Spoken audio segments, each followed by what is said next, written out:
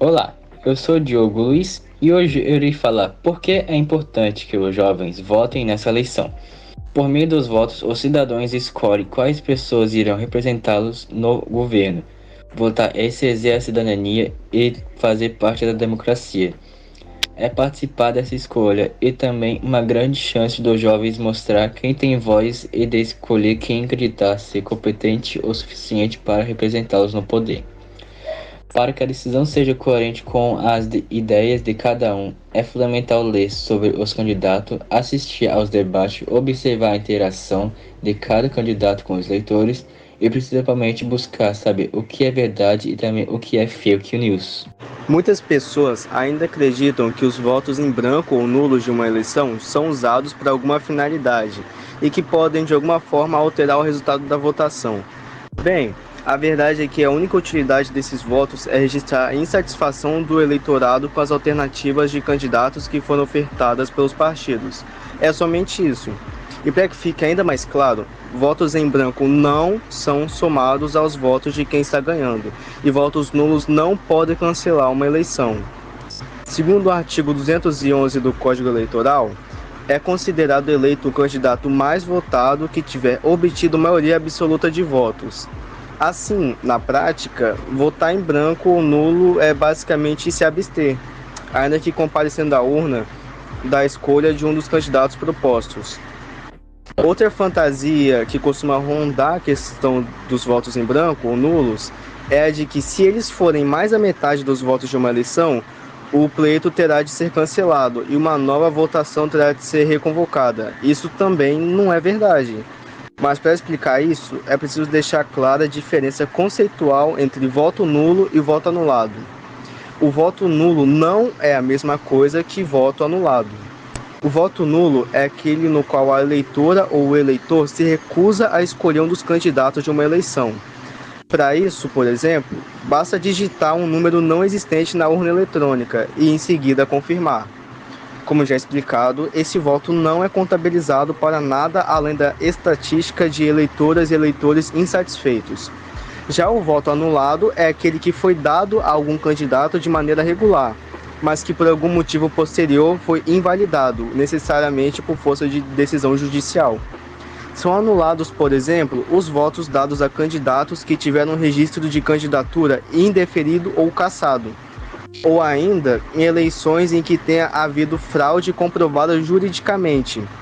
E isso é uma coisa que não ocorre no Brasil desde a implantação do voto eletrônico, em 1996.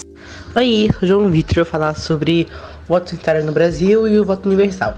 O voto sanitário no Brasil, a Constituição Política do Império do Brasil de 1824 garantia o direito ao voto consensitário à população masculina. Somente homens livres maiores de 25 anos, a renda anual de mais de R$ 1.000, podiam votar nas eleições primárias.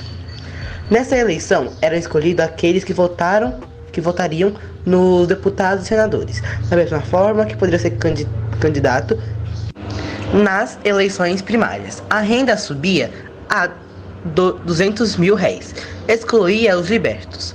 Por fim, os candidatos a deputados e senadores deviam ter uma renda superior a R$ 4.000, sem serem brasileiros e católicos. O voto censitário é o oposto do voto universal.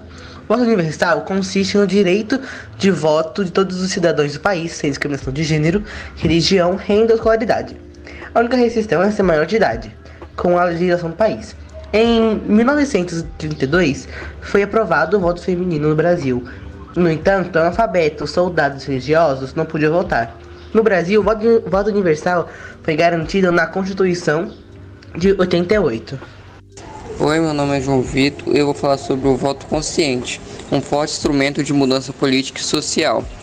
A realização das eleições de 2012 para o cargo de prefeito e de vereador nos municípios brasileiros se aproxima, e com ela aumenta a expectativa de mudança no cenário político brasileiro.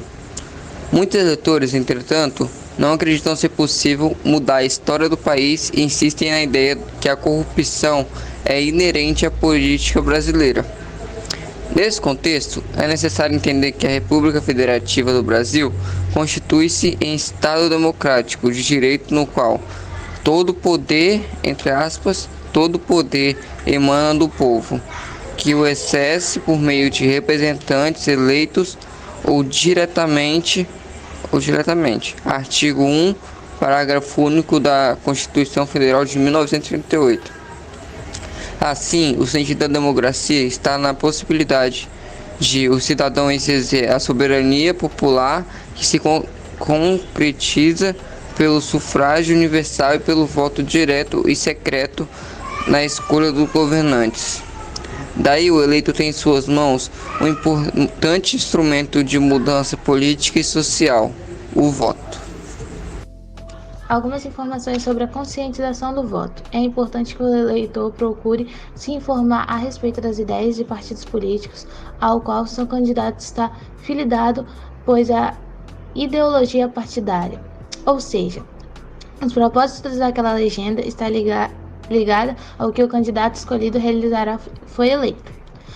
O eleitor deve ser atento às atuações do candidato, aqueles que possam tentar comprar seu voto ou oferecer alguma vantagem em troca de apoio político, certamente continuarão a promover corrupção para serem eleitos.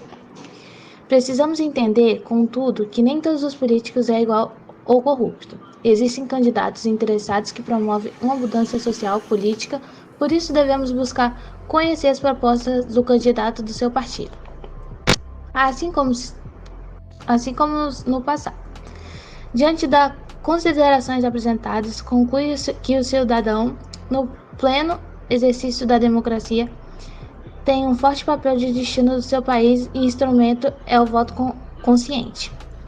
Logo, o eleitor exerce o seu direito a voto, a partir das decisões maduras, refletida e consciente.